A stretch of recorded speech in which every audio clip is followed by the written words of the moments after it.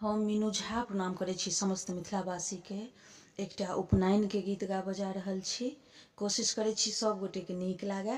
धन्यवाद। जय मिथिला, जय मैथिली। दुअरहि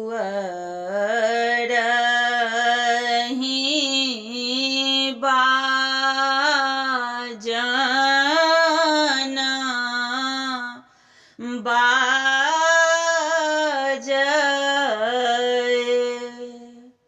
ओ जे स्वर्ग सबद गेल हे स्वर्ग ही पूछथिना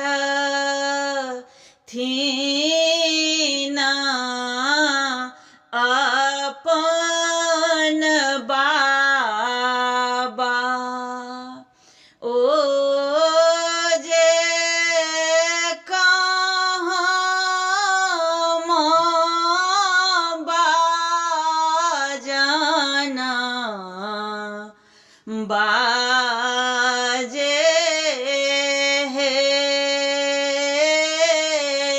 आहीं कुल जन मल दुलरुआ बरुआ ओ जे हुना के जानौआ थिक हे ओ जे उहाँ बाजना बाजू हे स्वर्ग ही पूछथिना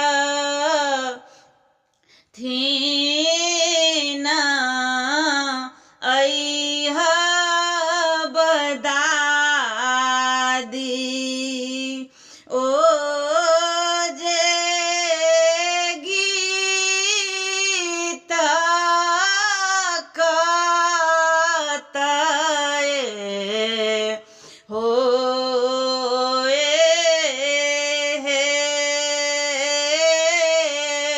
आहीं कुल जन मल दुलरुआ बरुआ ओ जे हुना के जानौआ थिक हे ओ जे गीत ओतहि होए हे स्वर्ग सँ आओ तासे अपन बाबा ओ जे बरुआ शिक देता है स्वर्ग सँ आओ थिना अइह